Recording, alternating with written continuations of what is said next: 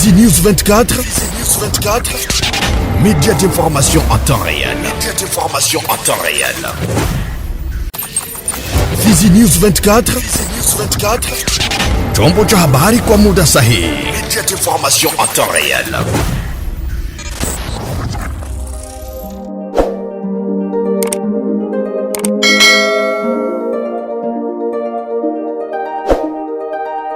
Habari za wakati huu mpenzi mtazamaji wa Fizi News 24, kwa moyo mkunjufu kabisa na ukaribisha kuweza kufuata taarifa zetu za habari kwa lugha tukufu la Kiswahili. Na kuomba uweze kuandamana nasi mwanzo hadi mwisho, nasema karibu.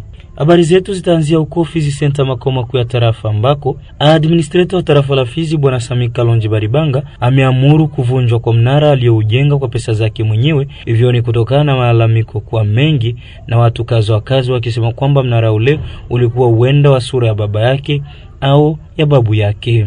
Kupitia swala hilo maoni yamekuwa mengi, ambako watu wengi walisema kwamba mnara unaostahili kujengwa Fizi ni mnara ambao una historia, ila kile kilichojengwa pale hakina historia yoyote ukilinganisha na hali ya tarafa Fizi. Habari hizo pia zimehakikishwa na Yangale Sanganino Bwangyo, kiongozi wa vuguvugu Machozi ya Raia tarafani Fizi, ambaye ameonyesha hapa ni mazingira gani yaliyotokea mpaka kufikia kuvunjwa kwa mnara huo. Vraiment ni ukweli monimamba kuliokuwa imejengwa na administrator wa tarafa la Fizi Sami Kalonji Baribanga imebomolewa kufuatana ya kusema eti ilijengwa ni sura ya ndugu zake mmoja, na wakati raia iliposikitishwa na kujengwa kwa monima hiyo, ndio hapo monima ilionekana ivunjike na walibomola. Ni kweli monima ilibomolewa kwa maslahi ya raia, ya kuonyesha hiyo maslahi ambapo monima ilijengwa haikuwa maslahi ya kihalali,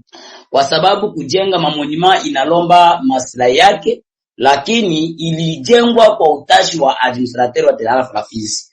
Na ni kweli kama vile monima ulibomolewa, ile ni kweli, na sisi kama vile shirika la raia vuguvugu Machozi ya Raia tumependa tuonyeshe hatua ya kusema labda administrateur ana haja ya kujenga monima ni vizuri, haite watoto wote wa Fizi kwa ujumla, aonyeshe sembole moja ile aijenge ya kuonyesha amani ndani ya tarafa la Fizi. Lakini jinsi raia iliwahi tangulia kusema ile haikuwa symbol ya amani, na mpaka hivyo monima imebomolewa, ile tunasema ni kihalali kungambo ya raia, kwa sababu raia njo ina uwezo wa kitu chochote hapo.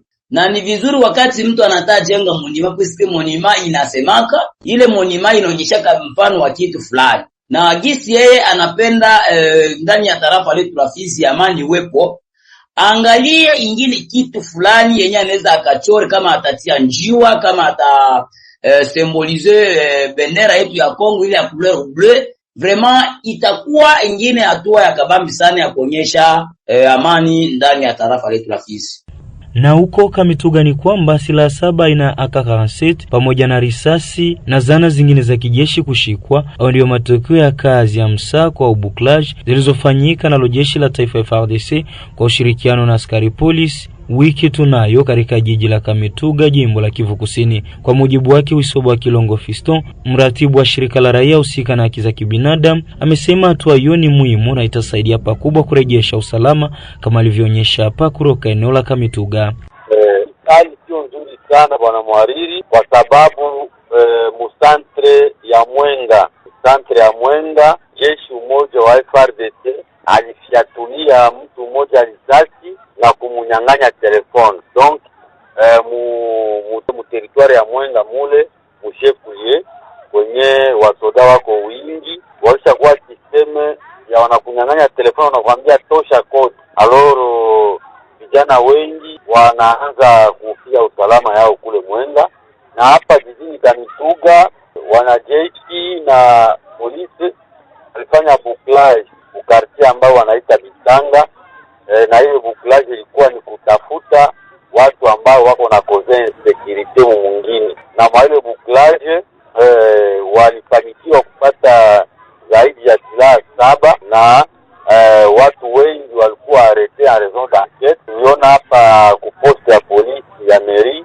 mafanyie na hala pale na mpaka saizi wangali pale, wako nakuja kuangalia situation ya watu wao, ila wako naenda kaparka banasikie kaparka. Ule mwenye bataona iko inonsa atakuwa relaxe, na ule bataona kama iko incrimine mu vole ambayo tuko tunapitia tarafani Mwenga na hapa jini Kamituga, atakuwa akipelekwa kwenye vyombo vya sheria kusudi mpaka vyombo vya usalama kama vile umesema FRDC pamoja na polisi wafikie kufanya hiyo buklaje katika hiyo kata. Je, kulikuwa maendisi fulani? Kulikuwa maendisi, nawaza nilikuambia siku zilizopita tulisumulia na wewe, nikakwambia kama wakaaji walitafuta kulunguza mtu na ikapelekea shanje ya wakaaji na polisi kuja kunyang'anya ule mtu. Ni alikuwa wa kutoka kwa ile quartier mwenye alikuwa kispeke kwa kwenda kuchunga watu njiani ili kuwanyang'anya vitu na kuwatendea ujeuri. Upande mwingine amepongeza raia ambao wanataja watu wabaya na kuwaomba kuendelea zaidi kwa ajili ya usalama wa taifa hasa eneo la Kamituga. Huyu hapa amerejea mara tena. Kulikuwa deja kitu ambao population ilikuwa naona sio nzuri, na population iliambia mashirika za raia na mashirika za raia iliambia watu wenye kuwa na security mikono wafanye kazi, na kazi ilifanyika na kwa bunduki stabile ilionekana, maankete na endelea. Na siku za usoni tunajua mambo kama na hiyo haitangazwe kwa radio. Siku za usoni wanaweza sible ingine quartier, wanaisible kuona kama italeta usalama ndani ya jiji ya Kamituga. Na labda hiyo approach kwa namna gisi mnavyoona inaweza kusaidia juu ya kueradicate insecurity muvile ya Kamituga na kando kando kodo. Inaweza kusaidia kwa sababu wezi ambao wako wanaiba hawatoke mbali, ni wenyewe tunaishi nao, na wewe wanatoka mbali wanakorabore na wenyewe tunaishi nao ndani ya jiji. Shie impression ni kuencourager ma service za security kufanya kazi yao, kutulinda sisi na mali yetu na kufanya investigation dénicher bale ba malfaitere bote pour que population iishi na amani na mali yake. Mko mnaona namna gani vile eske sur le plan sécuritaire hiyo action tangu ifanyike, mnaona kuna mabadiliko au namna gani? Kuna mabadiliko bwana Mwalimu, kuna mabadiliko kwa sababu wanajua kama vyombo vya usalama vilishajua mambo yao, kutakuwa mabadiliko. Tunaomba population yote kukorabore na vyombo vya usalama juu ya kutoa wale ambao wanatia usalama mdogo ndani ya jiji ya Kamituga na kando.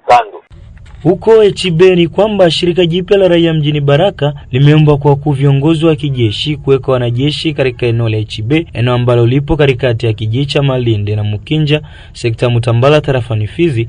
Hivyo ni kutokana na vitendo vya wizi na uporaji vinavyoendeshwa na watu wenye silaha kila mara kwa wasafiri. Akizungumza na TV yako bwana Misenge Democrat, mmoja kati ya viongozi wa shirika hilo, amesema ni muda mrefu sasa raia wasafiri wanaendelea kutaabika kwa kupora vitu pamoja na pesa zao. Huyu ameomba kwa vitengo vya usalama kuingilia kati. Ninakuja hapa ili kuya kulaani kitendo kinachofanyika kati ya Malinde na Mukinja. Nafasi moja kunaitwa Echibe. Ile fasi watu wanaoshika silaha wanauzi sana ile fasi, kupora watu na kuwanyang'anya kila kitu. Hapo jana tena kulifanyika ile kitendo, wa vijana wa Montare wamoja walikuwa wanatoka Misisi kwenda Uvira, walinaswa kwa ile mtego na kukamatwa kila kitu. Na kila mara siku ya kwanza na siku ya ine pale kuna uzi sana watu kunyanganywa kila kitu pale. Na hivi sasa inakuwa turu ine ama turu tano wale watu wanakuwa pale kuuzi sana wa raia na kuwanyanganya vitu. Wanakuwa na silaha lakini hawana sare ya kijeshi. Kila mara watu wanaporwa lakini hakuyakuwa kitu moja kinafanyika. Mbona ningeomba kwa serikali kufanya vitiada yote kusudi wafanye gisi wale watu wakamatwe pale, sababu wanauzi sana kila mara kunyang'anya vitu ya watu. Pia tunaomba kwa serikali yetu pamoja na jeshi yetu ya FARDC kufanya nguvu kusudi watie hata kambi moja pale kusudi wale watu wasiuzi sana pale. Pia ile kambi ya pale kwa wazalendo wenye kuwa pale Mkinja, tungiomba ingilitoka pale ikaikale hapa kwenye jeshi ya FARDC ilikuwa karibu, ikaikala pale, maana yake kutakuwa usalama zaidi sana. Na kwingine ni kwamba walimu toka shule mbalimbali na wahamasishaji wa kijamii wamefaidika na mafunzo toka shirika la ActionAid siku ya Ijumaa wiki tunayo ndani ya chumba cha mikutano cha shirika hilo mjini Baraka kwa kuongezea ujuzi katika kazi zao. Mengi zaidi namkaribisha Bukuru Tantina Aldama. Naam. Mafunzo hayo yamelenga zaidi kuhusu namna ya kinga na uhamasishaji wa maradhi ya kuambukiza kupitia maji machafu. Yamechukua muda wa siku moja na ambayo yamekusanya watu wengi wa vitengo mbalimbali. Juma Atibia ni mfanyakazi kwenye shirika la ActionAid kwenye kitengo cha elimu. Anaanza kutuonesha miradi mbalimbali waliotekeleza kuanza mwezi wa pili hadi mwezi wa 3. Upande mwingine ameomba kwa washiriki kwenye mafunzo hayo kuzingatia vema kile walichofunzwa na kwenda kuhamasisha wengine namna ya kujikinga na ugonjwa unaosababisha na maji machafu. Kama alivyoanza kueleza lengo la wao kuandaa mafunzo hayo. Kwa leo tumeandaa mafunzo ya ambayo yalikuwa na teme ya les maladies infectieuses, yani maradhi ya kuambukiza. Tuliita wa directeur pamoja na encadreur wale wanasaidia le club d'enfants pour que wenyewe wakishapata hayo mafunzo waende wanajua kama kuna maradhi mingi ya kuambukia, tunataja kama vile kolera na zingine zote zile, pour que na wenyewe shuleni kule wafanye nani ya kufundisha watoto, surtout watoto wetu wachanga wa primaire, hiyo hali waepuke magonjwa ya kuambukiza. Hiyo teme moja tu ambayo tuliforme wareko wanatoka mu communauté zetu zote 20 na wareko 20 vile wareko watahusika surtout na population mu communauté, na directeur na wao encadré watahusika na wanafunzi. Wa directeur na encadré walikuwa 44 donc 44 na wareko walikuwa 20, kwani tuko na communauté 20 vile. Jumbe tulio washindikiza nao ni kwamba wanatumwa waende wafundishe ma communauté mu village, wafundishe population na shuleni, wanafunzi wapate message hiyo ya gisi ya kuepuka magonjwa ya kuambukiza, juu kuko gisi ya kuepuka hiyo magonjwa kufuatana na usafi, hygiene na yenginepo. Kwa hiyo watufadhili kwenye mradi huu ni Union Européenne, yani ECO ndio mfadhili wa projet hii. Lakini huko Lweba, Fizi na Mulongwe masiku wa mwezi wa pili ilikuwa hiyo projet Trust, tulikwenda kufanya hayo mafundisho ya kuidentifie watoto na kutafuta gisi ya kuwasaidia. Hiyo ni mradi inaitwa Trust ambayo imetoka huko kusiege yetu ya ActionAid ya Make Uingereza. Unaona projet ni kitu kinatumika na masomo ambayo yamelengwa na yamepata fursa kwa wakati huu.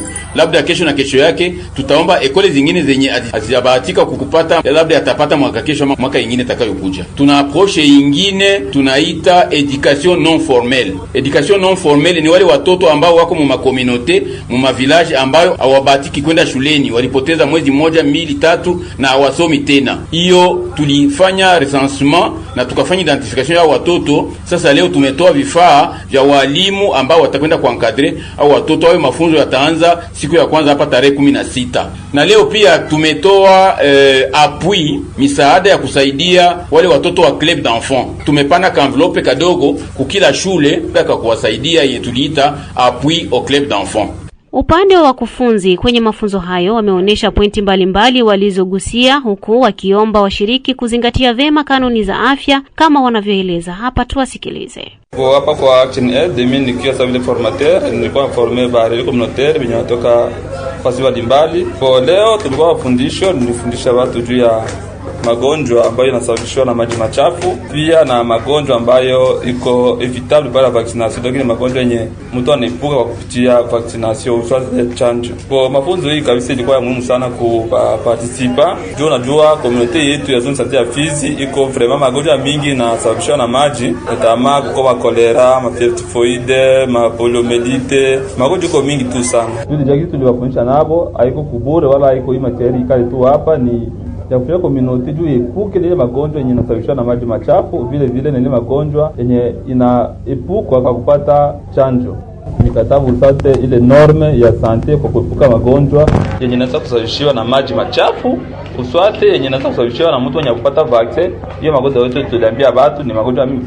Papore ya shirika ya Action Aid tunawashukuru kwanza sisi vile zone sante, tunashukuru sana juu kwa apuye zone ma activity tunafanyaka ya formation, mais tunashukuru sana kwa hivyo kutuapuye na tutazidi kuwaomba wazidi kutuapuye juu deja hapa tuliforme tu 20 relais communautaires. Washiriki wataja kupongeza shirika hilo la Action Aid kwa kuleta mradi huo ili kuwasaidia kujua namna ya kujikinga na maradhi mbalimbali wakati wa utekelezaji wa kazi zao za ualimu. Mimi ni Prekodesa Mwere de Sante ya Bwana. Tumekuja hapa kwa mwaliko wa shirika la Action Aid kupitia mafunzo ambayo mikoa wameandaa. Kulingana na mafunzo usiku ya leo nikariri kwanza ni aina fulani za magonjwa ambayo yanakingwa yanayotokana na maji machafu. Kwanza mradi huu tunaushukuru kwa sababu utatusaidia kubadilisha jamii letu kupitia mafunzo hii ile ambayo inasababishwa na maji mabaya, matumizi ya maji mabaya, pia na kujua magonjwa ya kutunza wala ya kuprevenir na vaccine. Ndio, nasijua kwamba mafunzo hayo yalipokea namna gani. Mazuri sana zaidi sana kwa ile milie yetu, si hatuna maji mazuri, itatusaidia sana. Asante tu, Mungu awabariki. Kuna probleme ya kwanza maji, hatuna maji mazuri, manake haviko bien protege. Tutapeleka message kunyumba, tunaambia watoto, tunaambia walimu, tunaambia na population en general. Mimi kwa upande wangu cha kwanza kule kwenye shule letu kwanza. Hapo hivyo mtoto akishagonjwa kama ni hiyo kolera, nikiona ni ile hali tu ya diare, napaswa kwanza kumsindikiza mapema kwenye hospitali. Na mtoto akienda chooni hapo naweza nikamwambia ukoge kwanza mikono mbele ya kutumia vingine vyote. Directeur wa école primaire Andalila Nemba. Ndio, na ni kitu gani ambacho umezingatia zaidi kwenye mafunzo ya siku? Mimi nimezingatia vya mingi tu. Kwanza nimefurahi sana formation ya maana juu banatuonesha inatukinga juu ya mazingira, tengeneze mazingira mazuri, na niliona ni ya maana juu tunajua magonjwa mengi yenye tunapata kupitia maji mabaya. Zile milie zetu za kule Nemba kwa maji mabaya, na tunajua magonjwa jinsi tunaweza jiepusha na ile magonjwa, namna gani tunaweza saidia watoto na tusaidie community en general. Msikilizaji, na hivi sasa tujielekeze huko Tanzania ambako Rais wa Jamhuri ya Muungano wa Tanzania Samia Suluhu Hassan ametuma salamu za pole kufuatia ajali ya boti iliyohusisha wahudumu 7 wa afya walipoteza maisha baada ya chombo chao kupinduliwa na upepo mkali katika ziwa Tanganyika. Ametuma pole kwa familia zilizofikwa na msiba huu mzito, akisisitiza kuwa taifa limepoteza watu muhimu waliokuwa wakitekeleza majukumu yao ya kutoa huduma kwa jamii katika kijiji cha Kagunga kilichopo mpakani mwa Tanzania na Burundi. Samia ameviagiza vyombo husika viendelee kutoa ushirikiano katika shughuli zao za uokoaji pamoja na kuwapatia matibabu waliojeruhiwa. Pia ametuma salamu za rambirambi kutokana na tukio jingine katika ziwa hilo ambapo mvuvi mmoja alipoteza maisha na wengine 2 kujeruhiwa baada ya mtumbwi wao kupigwa na radi. Na tumalizie na habari hizi za soka ambako shirikisho la soka barani Afrika CAF limetoa orodha ya waamuzi wa Afrika na maafisa wa VAR waliochaguliwa kuchezesha kombe la dunia FIFA mwaka 2026, huku maafisa kadhaa wenye uzoefu wakipata fursa kuwakilisha bara kwenye mashindano hayo makubwa zaidi ya kandanda. Michuano ya kombe la dunia ambayo inaandaliwa kwa pamoja katika nchi ya Marekani, Mexico na Canada itashirikisha wasimamizi wa mechi kutoka Afrika waliochaguliwa kulingana na uchezeshaji wao katika mashindano mbalimbali ya kimataifa. Miongoni mwa waamuzi waliotajwa ni mwamuzi wa Mauritania Dahane Baira, ambaye kuimarika kwake katika uchezaji wa kimataifa kumeendelea kutambulika. Orodha ya waamuzi hao pia ina waamuzi kadhaa wanaojulikana Afrika, akiwemo Mustafa Gorbal, Jean-Jacques Ndala Ngambo wa DR Congo, Amini Omari wa Misri na mwamuzi wa Gabon Pierre Ghislain Acho. Msikilizaji, bila shaka ni hapo ndipo tumefika mwisho wa taarifa habari zetu kwa lugha tukufu la Kiswahili, na kusamini kwa kuendelea kutufuata vilivyo na kutupa muda wako. Hii ni Fizi News 24. Fizi News 24, média d'information en temps réel. Fizi News 24, chombo cha habari kwa muda sahihi. Média d'information en temps réel.